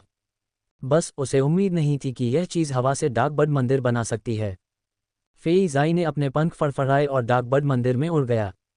उत्सुकतावश लिन शेन जल्दी से उसके पीछे मंदिर में चला गया। अंदर कोई दिव्य प्रतिमा लटकी हुई नहीं थी और वेदी के ऊपर कोई प्रतिमा नहीं बल्कि एक पट्टिका थी जिस पर डार्क बर्ड लिखा हुआ था। लिन शेन ने दिव्य वेदी पर जानी पहचानी चीजें देखीं। वहां धूपबत्ती और लकड़ियां थीं जो चियू मंदिर के अंदर के दृश्यों की तरह लग रही थीं। जब लिन शेन विचार कर रहा था, फीजाई ने अपना पंख फड़फड़ाया और धूपबत्ती की एक छड़ी उसकी ओर उड़ी, जो लिन शेन के हाथ में आ गिरी। क्या तुम चाहते हो कि मैं धूपबत्ती चढ़ाऊं? लिन शेन ने फीजाई के इरादे को समझ लिया, इसलिए उसने धूपबत्ती जलाई और उसे धूपबत्ती में रख दिया। यहाँ बर्फ के कमल के नियम से हस्तक्षेप हो रहा है। दूर टेलीपोर्ट करना संभव नहीं होना चाहिए, है न? लिन शेन ने सोचा। फिर भी जब उसने कलिंग धुएं में देखा तो उसे लगा जैसे वह बादलों और धुंध पर सवार हो रहा है, और उसके सामने का मंदिर स्वप्न जैसा और कम वास्तविक लगने लगा। जब लिन शेन को फिर से ठोस जमीन पर खड़े होने का एहसास हुआ, हालांकि मंदिर अभी भी वैसा ही था, मंदिर के बाहर का दृश्य बदल गया था। लिन शेन बाहर चला गया और चारों ओर देखने के लिए आकाश में उड़ गया। स्नो वैली गायब हो गई थी। बाहर एक विशाल हैंगिंग आइलैंड था जो एक विशाल अखाड़े की तरह लग रहा था, जो पत्थर की सीढ़ियों से घिरा हुआ था, बिल्कुल स्टेडियम में बैठने की पंक्तियों की तरह। कॉमर्स स्टार में आपका स्वागत है। क्या आप अपने सामान का मूल्यांकन करवाना चाहेंगे? अचानक द्वीप के ऊपर एक आवाज सुनाई दी। आप कौन हैं? ये जगह कहाँ है? लिन शेन ने पूछा। मैं कॉमर्स स्टार की आत्मा हूँ और यह कॉमर्स स्टार है। यहाँ आप अपने सामान का मूल्यांकन करवा सकते हैं या कंसाइनमेंट ट्रेड में शामिल हो सकते हैं। आवाज ने उत्तर दिया। कौन सा माल? Lin Shen star of arms पर परीक्षण से गुजरा था, इसलिए वह बहुत आश्चर्यचकित नहीं था। किसी भी चीज का मूल्यांकन किया जा सकता है। मूल्यांकन कॉमर्स स्टार की खरीद मूल्य है। यदि आप मूल्यांकन से संतुष्ट नहीं हैं, तो आप दूसरों के साथ बेचने या व्यापार न करने का विकल्प चुन सकते हैं। कॉमर्स स्टार सिक्कों के साथ वस्तु विनिमय या व्यापार का समर्थन करता है, कॉमर्स स्टार की आत्मा ने समझाया। आप माल का मूल्यांकन कैसे करते हैं? लिन शेन ने पूछा। यह इस बात पर निर्भर करता है कि आपका माल क्या है। कॉमर्स स्टार की आत्मा की आवाज़ हैंगिंग आइलैंड पर गूंज उठी। इस तलवार के बारे में क्या? लिन शेन ने पूछा। जैसे ही लिन शेन के शब्द निकले, उसने देखा कि उसके सामने की ज़मीन कांप उठी और एक मंच ऊपर उठ गया। कृपया अपना माल मंच पर रखें, कॉमर्स स्टार की आत्मा ने निर्देश दिया। लिन शेन ने फीजाई की ओर देखा और उसकी ओर से कोई प्रतिक्रिया न देखकर उसने स्क्रैप तलवार को मंच पर रख दिया। जैसे ही स्क्रैप तलवार को मंच पर रखा गया, वह तुरंत रंगों की चमक में बदल गई, जिसने तलवार को प्रकाश में ढक दिया। स्क्रैप तलवार बीच हवा में तैर रही थी, ऐसा लग रहा था कि वह बार बार स्कैन हो रही है। थोड़ी देर बाद रंगीन रोशनी ने अचानक लिन शेन के सामने एक स्क्रीन जैसा प्रक्षेपण बना दिया और फिर उस पर कुछ पाठ दिखाई दिया। एक तलवार, 11 कॉमर्स स्टार सिक्कों की कीमत। ब्लेड सीरीज उत्पाद रैंकिंग शुरू हो रही है। वर्तमान में ये तलवार पहले स्थान पर है। कृपया अपनी तलवार का नाम बताएं। स्क्रैप तलवार। लिन शेन को इसकी आदत थी और उसने सीधे नाम बताया। नामकरण सफल। स्क्रैप तलवार ब्लेड सीरीज उत्पाद रैंकिंग में पहले स्थान पर है। 11 कॉमर्स स्टार सिक्कों की कीमत। क्या आप बेचना चाहेंगे? स्पिरिट ऑफ कॉमर्स स्टार ने कहा।